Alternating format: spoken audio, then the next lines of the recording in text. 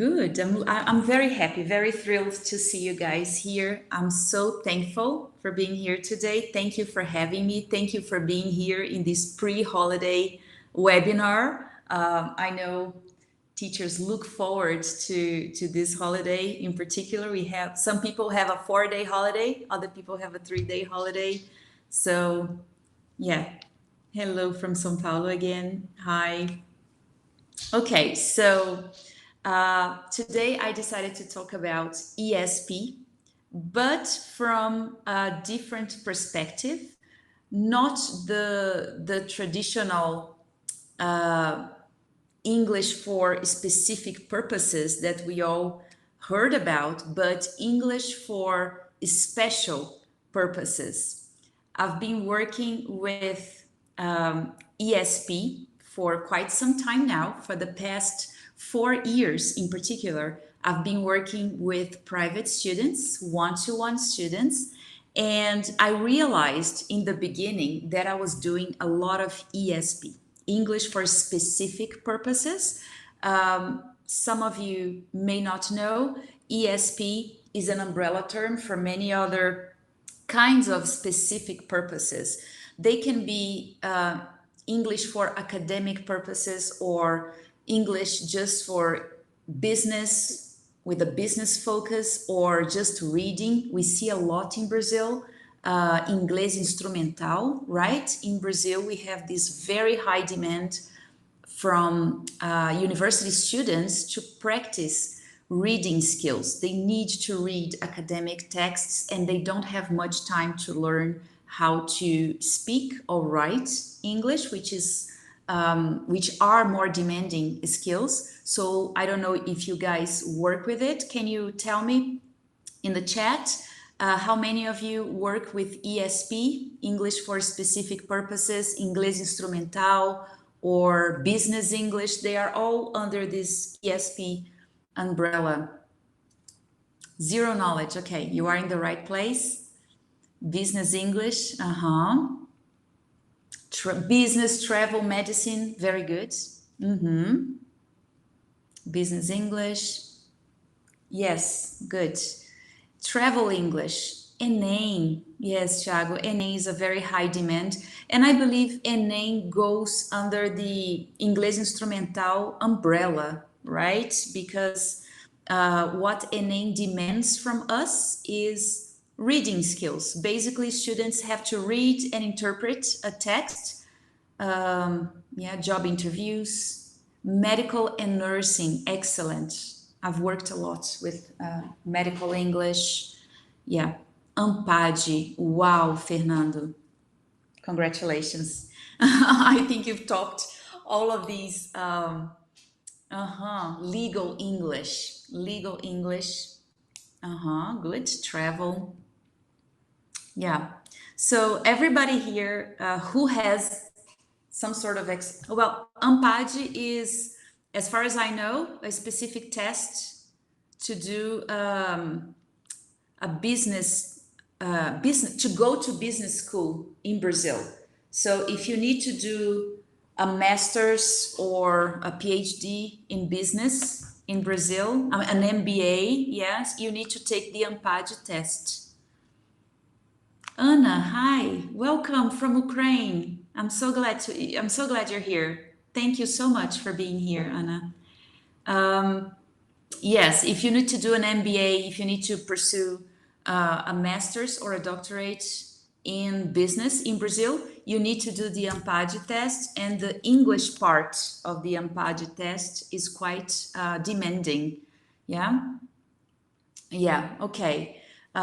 So that's basically ESP, English for specific purposes. When your student comes to you and they say, okay, I'm a doctor, I need English to perform well in my field, or I am an academic, I'm doing my PhD, or I want to pursue my master's, and before I start, I need to take a test to prove that I can read and understand academic texts in English. So this is a high demand, a very specific demand.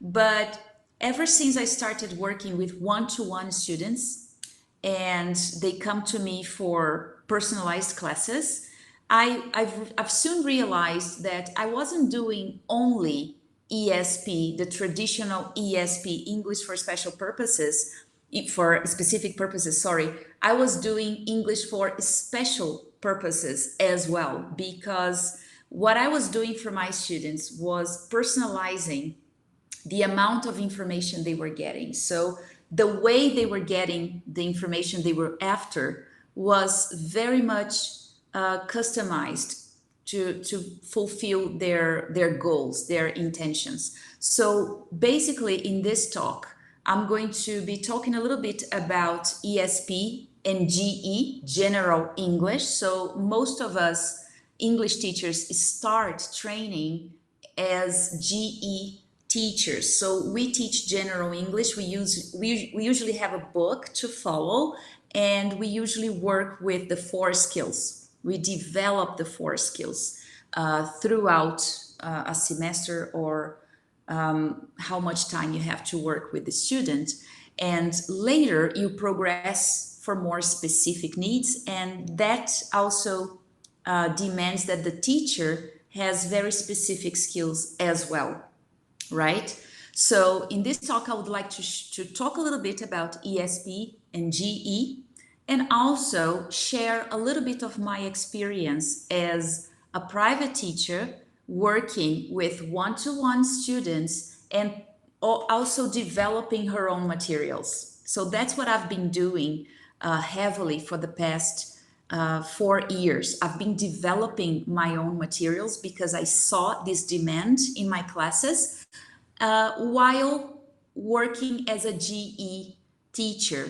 GE never left me. I still have lots of students who have this demand for general English. We adopt a book, we follow this book, and so on and so forth. But I also have lots of students who have specific demands, and I had to develop those skills with myself in order to help my students meet their goals, their ambitions, right?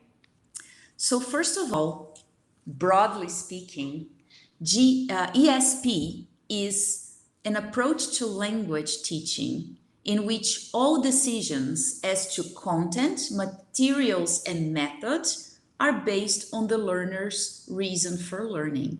So basically this, the student comes to you and they say, I have very specific needs. I am a doctor, I am an academic, I really want to pursue a master's in X, Y, or Z area. And then you have to accommodate your lessons. You have to think about what material you are going to use, what method you're going to use, and how much you're going to teach that student. What is the content? Yeah. So, yeah, this is the context of ESP. And for a very long time, GE, General English, and ESP were seen as opposites. So if you're teaching General English, this has absolutely nothing to do with business English, which is something completely different from General English. And with my experience, and also after reading so much about GE and ESP and language teaching in general, I realized that there is a sliding scale between the two of them.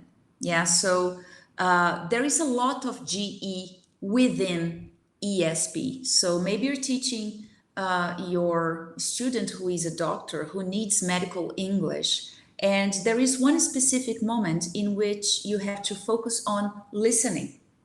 Yeah, and there is a lot of GE in that, in which you think about all the strategies you're going to use to help your student understand what they're going to listen. So there is pre-listening, there is while, there is post-listening activities you can do to check understanding. And then there is a moment in which you might take some sentences from the listening and use them as examples to present a grammar topic, for example, that is crucial for your students to understand a text that is coming afterwards, and so on and so forth. So there are several elements of GE within your ESP practice. And especially if you're teaching one-to-one students, there are some moments during your GE class in which ESP may take a role. And many times with my GE students, I may take a break, I may pause whatever we are doing in the book, and we start concentrating on a PowerPoint presentation my student has to do, because there are some people coming from another country the next week, and he has to do a presentation about whatever project he's developing in the company. So we stop everything and we concentrate on that particular moment in which they have to tell me about a particular report they're writing or a PowerPoint presentation they're doing. So that's a specific moment of the learning in which could not be classified as GE, right? This is very much ESP. So lots of engineer students of mine will ask for a break in our GE class to discuss a specific article that has to do with a procedure they are carrying on at work, for example. So that's a very specific moment of the learning in which I have no knowledge of. I have no knowledge of engineering, for example, and then that's the moment that the student teaches me. So it's a nice moment to learn as well, right? So Karen says, sometimes it's not easy as a teacher to get the vocabulary for an engineering. Yeah, definitely. And that's honestly, that's the best part of teaching for me. I learned so much from my students, and I am open to learning. I'm open to taking in new approaches and different points of view. So many students bring me aspects of their lives, their work lives, that I had never thought about, I had never been introduced to. So that's the highlight of getting into this level of personalization into teaching. And I know many times it's not possible because we're teaching groups. When we teach groups, personalization gets harder and harder, but you can always find some room for personalization, right? Even if it's not as often as we would like to, because we have to follow a program and etc. So I started thinking about aims and outcomes. All my life, whenever I was being trained to deliver a lesson, to be evaluated in front of coordinators or other teachers, instructors in courses, teaching courses I was taking, namely the CELTA, they always ask us, what's the aim of the lesson, right? And we would always start writing our lessons, our lesson plans as by the end of the lesson, the student will be able to, or will have conquered the ability to. And then I started thinking, what if instead of thinking about the aims, we think about the outcomes of the lesson? Yeah. And that reflection started to come to my lesson planning moments, in particular in 2019, when I had the chance to do a course in Lexical Lab, which is run by Andrew Walkley and Hugh Deller. They are the authors of a series of books called Outcomes. And I took a course on materials development, and they triggered this reflection on us, aims versus outcomes. So when you are trying to answer the question, what's the aim of your lesson?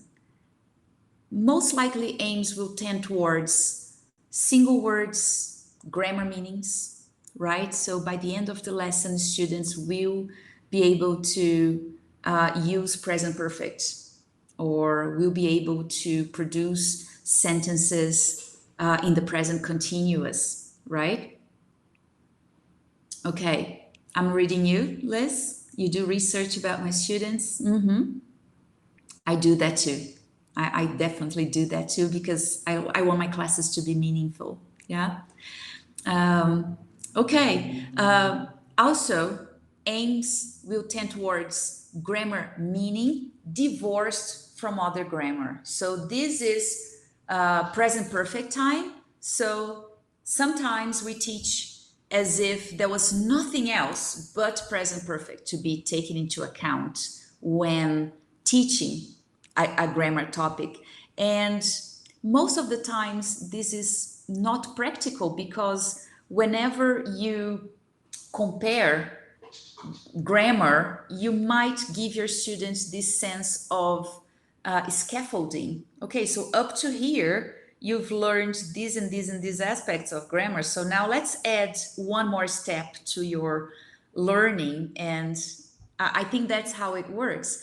And also, you may focus on tasks that practice in isolation. Again, it can be very dangerous if you're just focusing on one thing in particular. Also, when you're thinking about the aim of your lesson, you also may give examples and tasks that can be a bit odd. So because we need to exemplify present continuous, for example, you will come up with a series of pictures which are pretty obvious. And then you ask your student, what is the girl doing? And it's so obvious, she's running. So what is really the point of singling out something so obvious if you can take that and put it into a broader context and demand more from your student, right? Also, you may focus on texts you like. So I love this topic here. Let's work with this topic, and you completely disregard what the student likes, what makes sense for the student, right? Texts that contain grammar or vocabulary, I'm teaching, so you start getting very focused on working on a text, again, that may not be appealing to your students, interesting or whatever, and also fun. So that sometimes the aim is just to have fun. You don't really have anything behind this purpose. So it's something for us to consider. Okay, sometimes I agree it's necessary for something to be more, how can I say, straight to the point, and in a way, something that ticks all the boxes. Okay, I'm teaching present continuous, so let's stick to the orthodox way to do it. Or let's work with the song, fill in the gaps, and let's just have fun. The objective is just have fun, not learn any words in particular, any grammar topics in particular. That's legit sometimes, right? So let's not get so extremist about it. However, when we consider the outcome rather than the aim, we see that outcomes will tend towards doing things with the language. So if I am learning present continuous, what can I use this for? What is the purpose of using present continuous? Just describing a bunch of pictures and telling what is so obvious to me, what people are doing in that moment? Yeah. Ambiguous, real grammar meaning. So sometimes language is ambiguous. Sometimes grammar is tricky. Yeah. And whenever I use this example, I think about the moment McDonald's released that campaign. I'm loving it. In Brazil, it was Amo muito tudo isso, right? But in the United States and maybe other English-speaking countries, the slogan was, I'm loving it. And I vividly remember teaching a class about verbs of feeling, love, like, hate, etc. And I would be categorical with students. You cannot say, I'm loving to do it. I'm liking this book. I'm hating this film. I was very categoric to students. And one student had just come back from the US, and he just goes, teacher, I ate at McDonald's when I went to the US last summer. And there is a campaign going on that goes, I'm loving it. So how come you cannot say, I'm loving this book, I'm hating this book, if McDonald's says you can?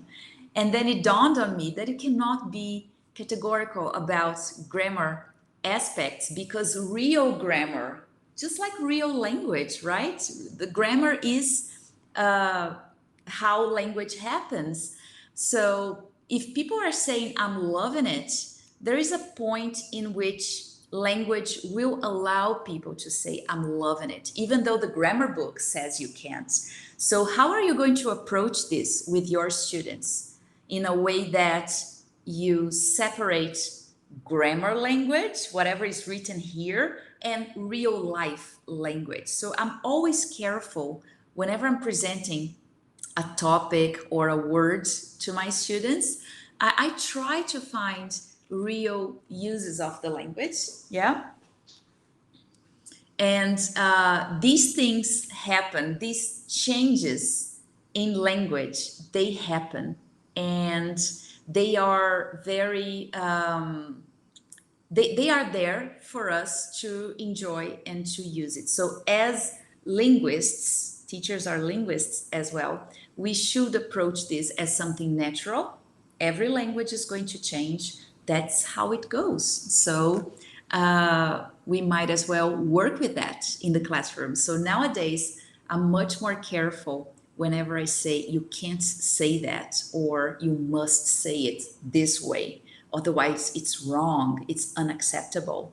I'm just careful, and I just show my students that there are contexts in which such and such variations of the language are acceptable, are okay. Other moments, not so much. Yeah, so that's about register also. That's about social linguistics awareness, right? The so-called social linguistics competence that comes much later in the learning process, and we all should be aware of. Yeah. Also, that leads to the next point, which is tasks based on real life. So whenever possible, try to come up with tasks that will emulate real life, or at least the context in which the student is inserted, and language will be much more useful for them. So what's the point of insisting on present continuous to describe pictures of whatever is happening at the moment if it's not really the aim, it's not really the context of your student? It's much more productive to insist on practicing present continuous for plans, for arrangements. For example, I'm meeting my friends this weekend. I'm not working on my research paper this holiday. I prefer to relax and stay at home. So these are much more real life examples of present continuous, than describing a bunch of pictures of people performing certain activities at that particular moment. Yeah. So I'm going to read some comments here. There are moments in context for formal English as well. There are moments in context for informal language. I totally agree. And it's our job to tell students that, to show students different examples of these moments, right? Again, social linguistics awareness, which comes much later in this trajectory of learning a language, right? More natural usage. Again, let's not criticize I'm loving it because the grammar book says you can't say it. Let's use it in our advantage. Let's say, okay, everybody's saying that in the US right now. I don't see why you cannot say that. Just bear in mind that there are contexts, X, Y, and Z, in which you cannot use it. Yeah. So yes, if you're using it for things, not for somebody you love sentimentally, okay. Yes, for sure, about the McDonald's language. Okay. And finally, authentic texts. I'm going to show you in a moment how I've been doing that, how I've been trying to take all of those points into account when I prepare my lessons. And it's not easy, but it gets easier with time. You know, it gets less challenging with time because after some time preparing materials, you already know where to go, or you know what can become a teaching material. Yeah. I try to use whatever I can, whatever is in my within my reach, to help students develop this sense of real life authenticity in materials. Realia, right? We all know that. Whenever I travel, I like to take leaflets, pamphlets, newspapers, magazines. I try to bring them, even though we have full access of these things on the internet.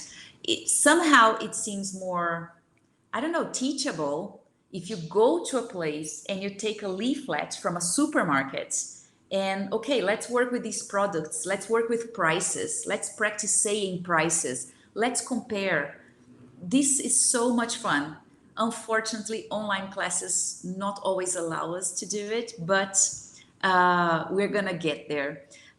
So there's a question here. Do you also teach teachers? Yes, I sometimes run workshops, and yes, I like teaching about these topics that are easy for me to talk about nowadays after I've been working on my by myself on them. Yeah. And yes, I like teaching about exam preparation in particular. I worked really hard to understand exams, and nowadays I teach about exams. I teach about many other topics. We can talk about that later. Yeah. So now I'm going to share with you some of the work I've been doing with my students. So this is the context that I work with nowadays. Mostly one-to-one classes. So my students like to have one-to-one personalized classes. I don't have groups, unfortunately. I love working with groups. But I've been feeling very fulfilled working with one-to-one students as well.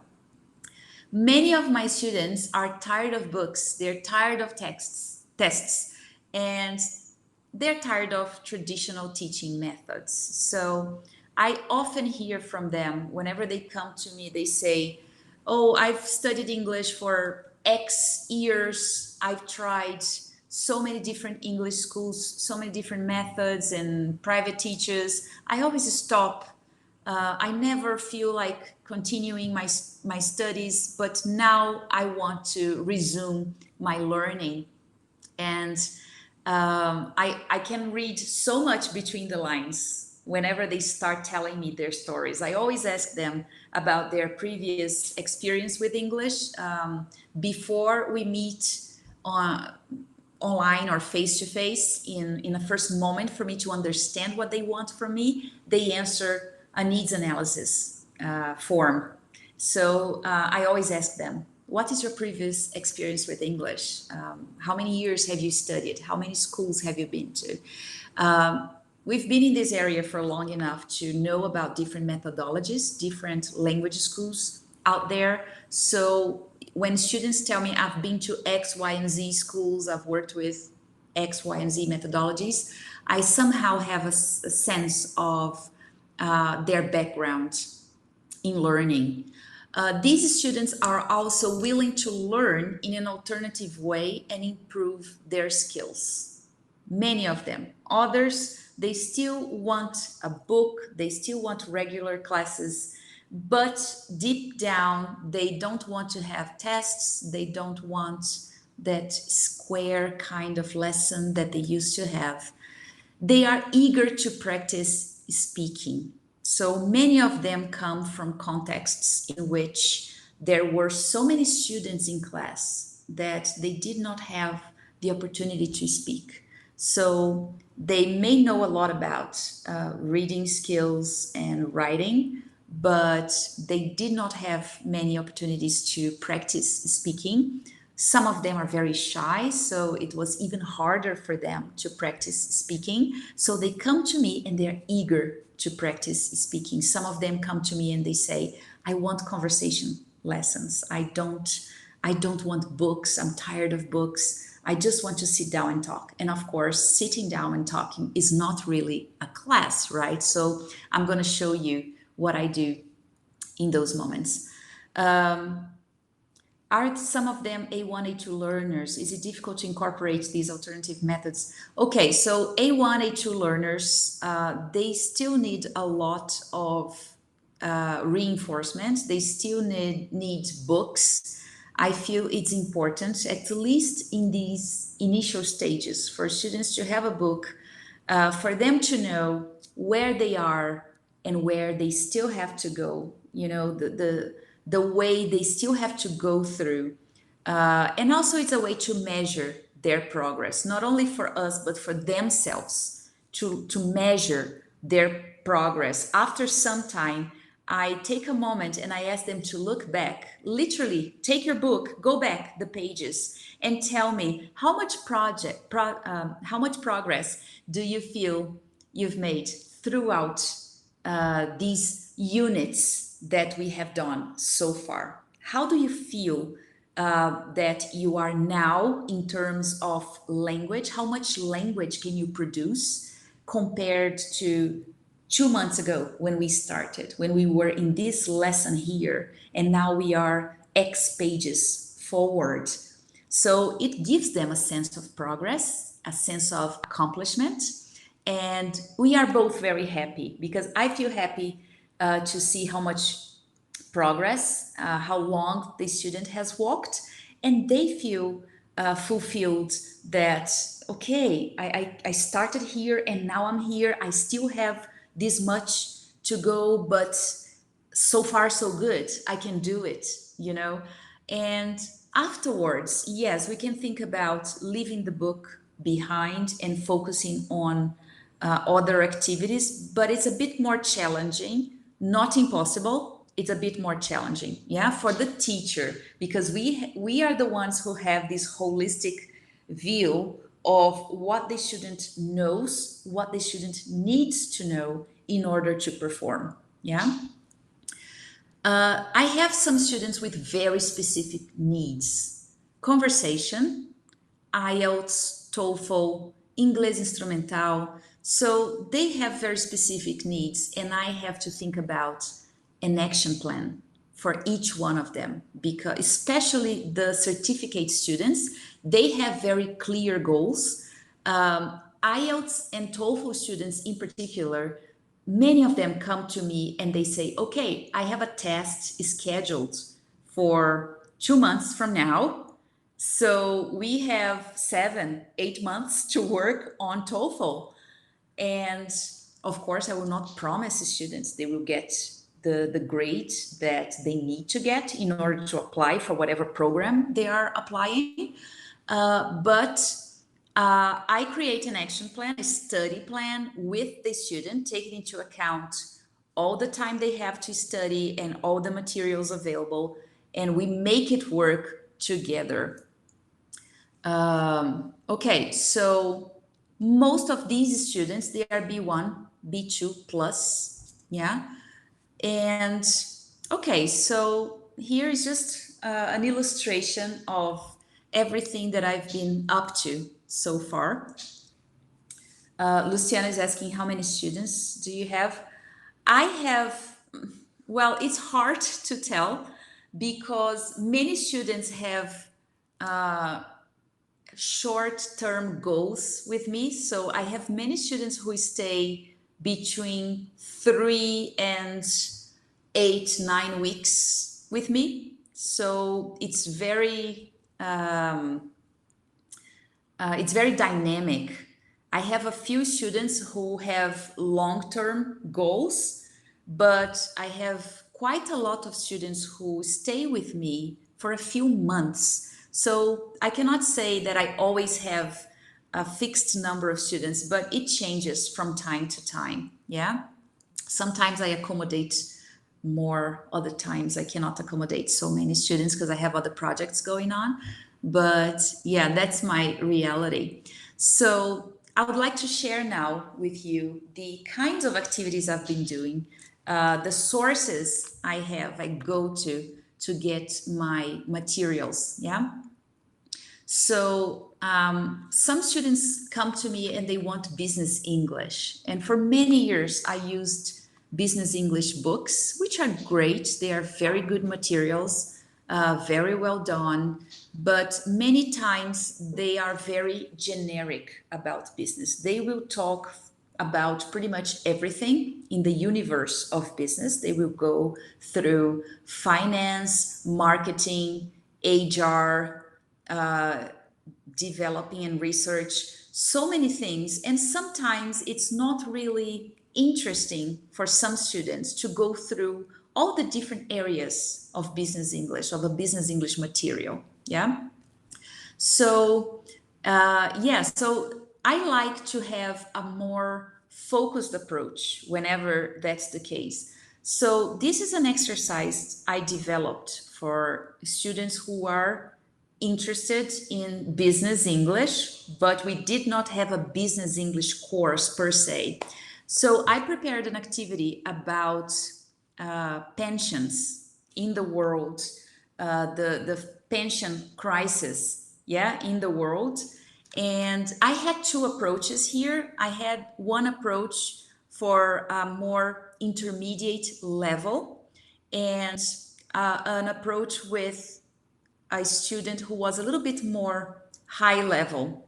So I chose pretty much the same text. I found a very interesting text on the Brazilian pension system, and I tried to draw comparisons with the world pension system and the pension crisis that we are facing everywhere in the world. With the more advanced student, I found a video in the Financial Times channel that demands more knowledge, not in finance, but in English to understand. Many technical terms, a slightly more difficult accent to understand. With another student who was a little bit lower level, I simplified the text. I used the same text, I just simplified it. I demanded other things from the text, different vocabulary exercises, and I found a simpler video that talked about the private pension system in Canada. This student in particular, he worked for a Canadian company, and he was interested in everything that was going on in Canada because he had a direct relationship with Canada on a weekly basis. So I found a very interesting video that explained how the Canadian pension system works. And he was very happy, very interested in the class because voila, it made sense for him. So he was talking about a subject that was interesting for him and also within a context of work that was even more relevant, which was the Canadian context. He was interested in Canada since he worked in a Canadian company. So I was very happy that the student took so much interest in the class and I could tick the box. I met my objective of making the class relevant and of course focusing on the outcomes. So working throughout the process of learning about the pension system, being able to compare different systems, the Brazilian one, the Canadian one, learning new vocabulary, and finally having enough vocabulary to express themselves about the topic, right? Okay, so a more relaxed approach would be this one. A student comes to you and says, I want conversation lessons. I'm tired of books. I don't want books. I just want to sit down and talk. I won't sit down and talk for 1 hour and get paid for that. I just can't. So I finally found a system that works for me and students. I try to find a topic and I developed this topic into different skills. So I read a text about, actually, no, I saw a video. I don't know if you know this show, Jimmy Fallon, Late Night with Jimmy Fallon. And there is a part of the show. He's awesome. I agree. He's awesome. There is a part of the show called hashtags. And the hashtag here in this episode was the worst advice I've ever been given. Something like that. I saw it. It's a 5-minute clip. It's a 5-minute clip. And it was so funny. And then I thought, this should be a class. This could be a class easily. So I looked for a text on bad advice. And first of all, the student and I discussed advice in general. Do you usually ask for advice? Who do you go to when you need a piece of advice? So on and so forth. And then I found a text about advice. These are the 6 red flags that you are getting bad advice. It was a very nice text. And in the end, after we read the text, we discussed, the student went red flag to red flag, and we talked about it. How do you feel about this one? Have you ever been in this situation? And so on and so forth.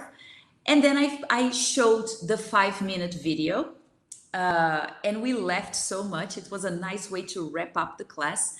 And in 1 hour, sometimes it's a 1 hour and 30 minutes, it depends. So basically in 1 hour, we practiced a lot of speaking, some reading, critical thinking, and listening, because we wrapped up with a 5-minute video. So you see how it goes, how you can go through the skills and the student won't even notice that you are in the backstage, somehow working on the skills, pushing the student a bit further in order to work on the skills. And if it's the case of a student who needs to practice writing, I could always ask, okay, so can you write a short text and to tell me about a moment that you got a very bad advice, a very bad piece of advice, or when you were given, when you gave a piece of advice and in the end you realized it wasn't so good. So I always stimulate students differently, yeah? Okay, so the next one, also very popular here in my portfolio, is Inglês Instrumental. English for specific purposes, in this case, reading. So many students come to me because they need, as a matter of fact, they need to read texts in English, and they need to be able to interpret these texts, but they don't have enough level of English to do so.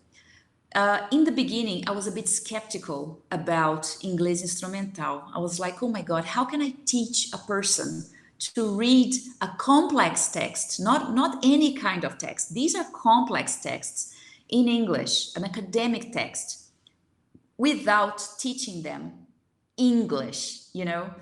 And to my surprise, it is possible. I have students who start the program with very little knowledge of English, basically high school knowledge or a few years studying in English schools, and they have very basic knowledge of English. And I work with academic texts with them. In the first moment, I use a book to guide me. This is not a merchandising moment, but is a Disal book, Leitura em Língua Inglesa, uma abordagem instrumental. This is a fantastic book. However, just like the books in business English, this is a very generic book in terms of topics. It's a very good book in terms of content.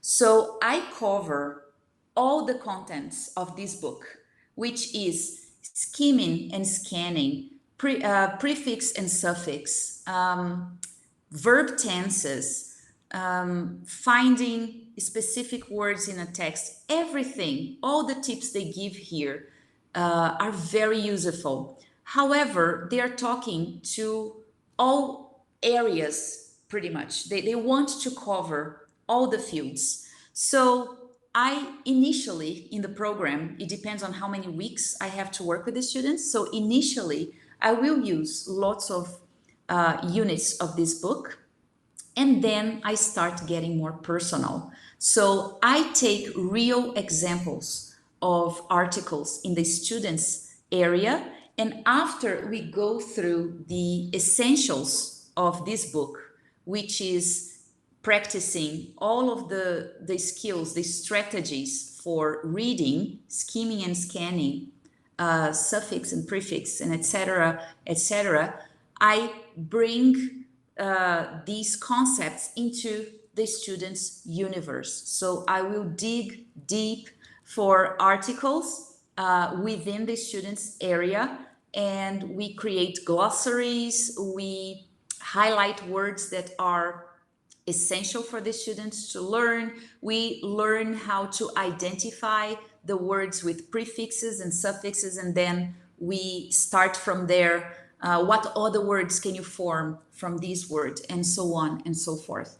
And I've been very successful with this approach. I'm very happy to see how many steps my students can take on their own after I give them the right tools. And yeah, this is a tip for you who would like to take your first steps in Inglês Instrumental. It's an excellent way to go about it. Finally, I have the certificate students. The IELTS and TOEFL students, they come to me for a very short time, sometimes just a few weeks, and I have to work intensively with them. The other Cambridge Main Suit exams, they stay for a bit longer, so I have time to develop other skills with them, not only exam skills, but also language skills, which is essential. So I use a platform with these students called Trello. It's a free platform. It's a project management platform that I use with my students. In a way, they will manage their own learning. So in this platform, I will upload lots of activities divided by skills, mostly speaking, listening, reading, and writing. And students themselves will do the management of the platform. So whenever they finish an exercise in the to-do list, they'll just click, drag this activity to the done column, and my feedback sessions will happen on the third column. I will upload whatever feedback of writings or even speaking. I tell them to record themselves and upload here. And then there are class notes. Whenever we have a class and I have different materials, I will just upload them here. And finally, sites for students to check whenever they have time for extra practice. Lots of links there for them to click on. Grammar, lots of grammar books they can have access to online, grammar sites, as a matter of fact. Vocabulary, lots of different dictionaries, thesaurus, synonyms dictionaries, and so on and so forth. So the name of the platform is Trello. You can download the app if you want to use on your phone, or you can use it on your desktop computer, on your laptop. It's free. Students, you can do it either for a student or a group, although I believe using Trello for a group can be a bit crazy, because students are supposed to finish a task and just click, drag, and drop to the other column, unless you're willing to individualize this work and the whole group has access to it. I've never tried doing it with a group. It might work.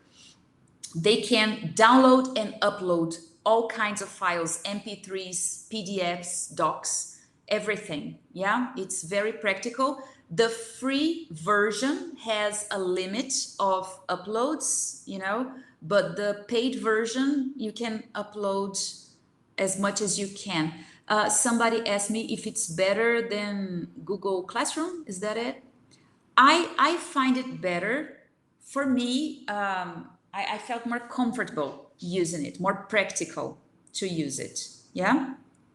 So with this platform, students are given a whole, list of different things they can do, and as I correct their writings, I perceive some gaps in their learning, and I might upload some grammar for them to do and supplement whatever they need in that grammar point in particular. So it's very dynamic, and students like it a lot.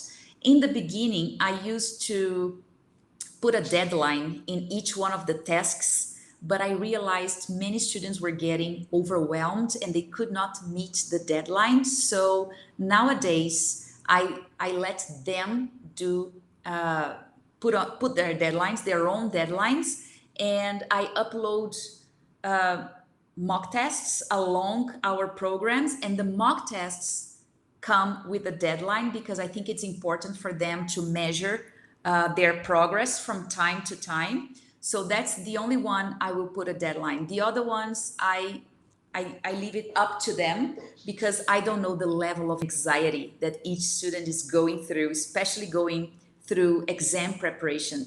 Students get really overwhelmed, and they suffer this massive pressure because they have only a few weeks of preparation time, and also they are already paying a lot of money for the exams. So there's a lot of pressure coming from everywhere, right? I don't want to be one more pressure in their list of pressures. Yeah. Okay, so to wrap up this session before I open up for any other questions you might have, my tips for you are: make it personal, which means find out what your students like and genuinely take interest. Again, I learned so much from my students, and I'm open to learning from them. I put myself in this position of an intermediate between my student and the language and the goals they have to achieve. So that makes learning much easier in a way. Choose the skill or the skills to work on. So again, through a very solid needs analysis, a very open, candid conversation with your student, try to find out what they are looking for when they come to you for classes. So if it's Inglês Instrumental, don't waste your time bringing listening exercises and writing exercises to class, right?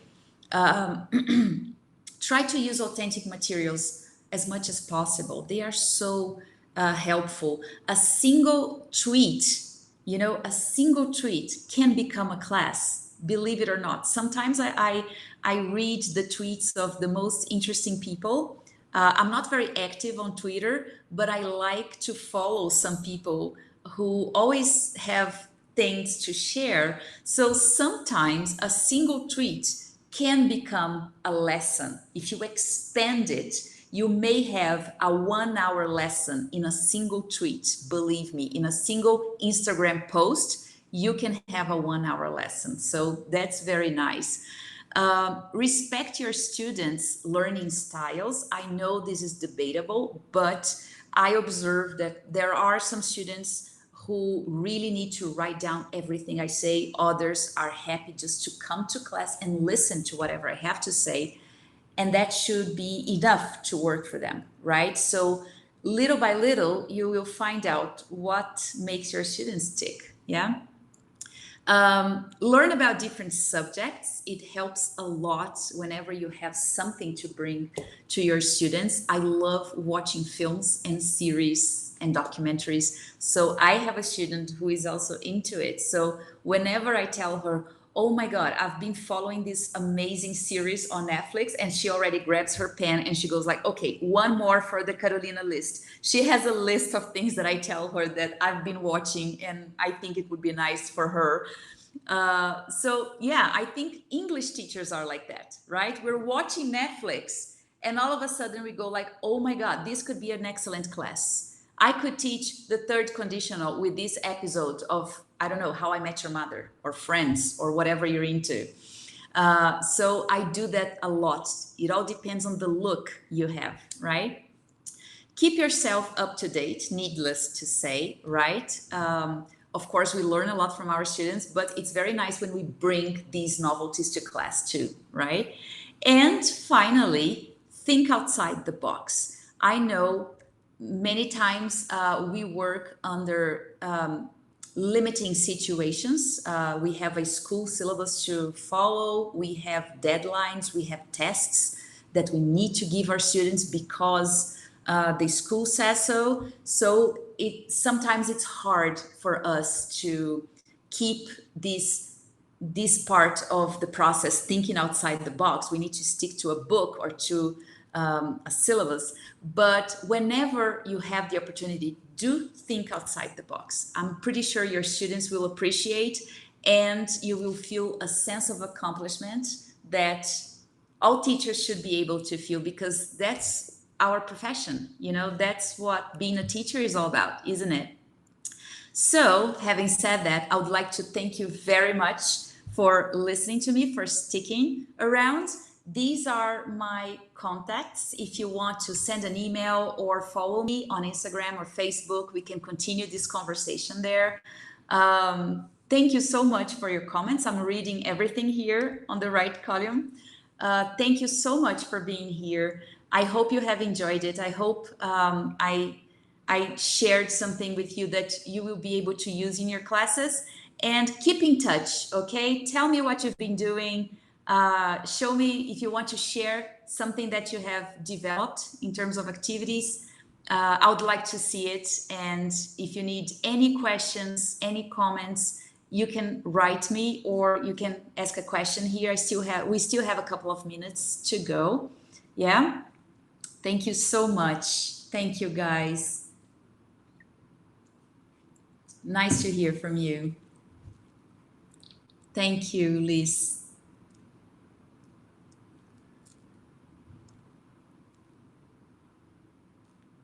Okay, we'll keep in touch, Anna. Bye-bye.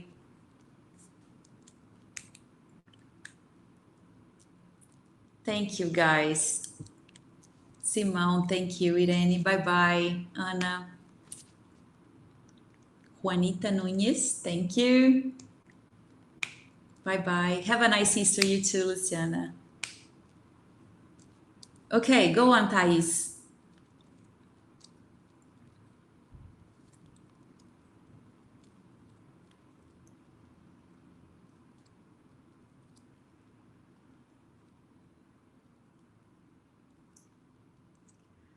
Yes, the question is, do you believe students can learn English taking a test prep course? Yes, I do. As I said, sometimes when students come to you aiming text preparation lessons, certificate preparation lessons in general, sometimes they need more than test skills. Sometimes they need language skills as well. So it's important to make it clear to them, first of all, okay, for this particular exam, you need to be at this level, so we still have a way to go. Or sometimes IELTS students come to me and say, okay, I need a 7.5 in IELTS. A 7.5 is pretty close to a C1 in the CEFR. And sometimes the student is pre-intermediate. So I let them know the real situation. Okay, it's not impossible, but you're not going to take this in 4 weeks. It's impossible for a person to acquire a new level of English in 4 weeks. We need more time. We need more dedication. I don't have a crystal ball, and I cannot promise you that you're getting a 7.5 after 4 weeks, 8 weeks, or even 1 year of preparation. Who am I to tell? So I'm always very honest with students. I don't make promises. I'm very happy to have positive feedback from the majority of my students. They usually get the grade that they need when they come to me. They say, I need a 6.5 in IELTS. I need to get the FCE, the CAE. So I'm very open to students whenever I give a diagnosis of their level, and I say, okay, so we can do this in 4 weeks, or I'm sorry, in 4 weeks, I'm afraid a 7.5 is not really possible, but we can work towards it. So I believe it's possible, yes, to learn English during the preparation, but the time it's going to take depends on so many things to consider, right? So yes, Inglês Instrumental is considered a kind of ESP. It's English for specific purposes, for reading in particular, yeah? So your mastering degree, the final test, but you mean the final tests like instrumental for the masters, or during the masters, the whole masters was in English?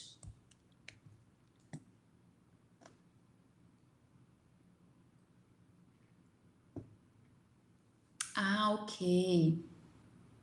Okay. I think it is possible. This is a very, how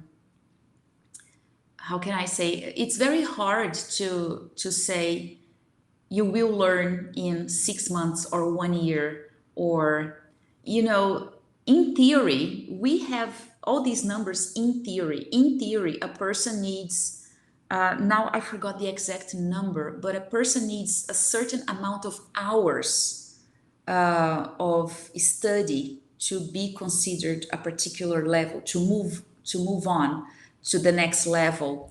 So this is very hard to measure, because we can take a book. I usually tell my students, whenever we adopt a book, I say, okay, ideally this book was conceived for a 60-hour program. Normally books are written for a 60 to 80-hour program, right? So I tell my students, it will depend on you. I have students who will linger for as much as a year and a half in one book. Other students can do a book in 8 months, because they can be quite productive and they hire more hours with me per week, so they can do more in a week than other students. Some students are very proactive. Even though they have 1 hour with me per week, they study by themselves, or they always watch films, they always read in English, they have meetings at their work in English. So these things are hard to measure. It's very dangerous to say that, okay, in 6 months you will go from this level to this level. So this is theory, this is not practice, right? But I do think it's possible to learn while preparing for something else. So that can be like a secondary effect. The kinds of book I use. So for general English, I've been using the books of Hugh Deller and Andrew Walkley, the series Outcomes. It's from National Geographic's Engage. They are excellent books. They are based on the lexical approach. There's a lot of opportunities to talk, lots of examples of real English, English in real contexts, not that kind of in vitro English. It's real English, and I like it very much. I really enjoy it in terms of general English. For other purposes, I have so many options to choose from. It will truly depend on the student. Depending on the student, I will adopt a different book, depend on how much time they have, you know. The name of the book is Outcomes from National Geographic. Yes, the student profile will tell me a lot what book I'm going to choose. Yeah, and also how much time they have. Sometimes they tell me, I want to prepare for CAE, but I want to do only a 4-month course. I don't want to take a 1-year course, for example. There are books that are more straight to the point than books, I don't know, that whose purpose is to take longer to prepare students. Some books have like 12 lessons. They are good enough for a year, so it will depend. Life, I love Life, is also a very good material. Keynote, National Geographic in general is just fantastic. Just fantastic. Life and Keynote. I use some things of Life and Keynote to supplement some classes. I think they are excellent materials. Everything that comes from National Geographic, in my opinion, is very well written. The images are just fantastic. The supplementary materials that come within, also very good. Let's see, somebody else is typing something. Market leader. Market leader was my gold standard, let's say, in terms of business English books. There is also Intelligent Business that I like a lot. Nowadays, I will use bits of Market Leader and Intelligent Business whenever it's suitable for my students. I will also use these books as inspiration to create my own lessons. So I might take, for example, the grammar topic of one of these books, and I will develop my own body of lessons. So the grammar topic is there guiding me, but I will look after a text that has more to do with my students' reality, or a YouTube video that will supplement that aspect, and so on and so forth. Business result is good, but I prefer, I'm not a big fan of the results series. You know, I'm more inclined to Market Leader and Intelligent Business. Okay, let's wait for one more question there, one more observation. Perspectives of Net Geo. Again, Net Geo is just, yeah, I really like their materials. I guess they really found the right formula, you know, into teaching. Yeah. So, yes, agreed, Fernando. So we can't go over the time anymore. It's been over 1 hour. So if you have any other questions, any other observations, if you'd like to share some of your lessons with me, I'll be delighted to get them, to take a look at them and share some of my ideas with you. Keep in touch, okay? I'm always connected, always online, so you can send me a message, or you can follow me on social media, DM me whenever you feel like, okay? And I hope to see you again. Hopefully face to face. I'll be in São Paulo in July for the Disal Congress. So I hope to see you there. Okay. All right. So guys, thank you so much, and have a lovely Easter holiday. I hope you can relax, eat some chocolates. Thank you so much. Thank you for your feedback. Okay. Thank you. Bye-bye.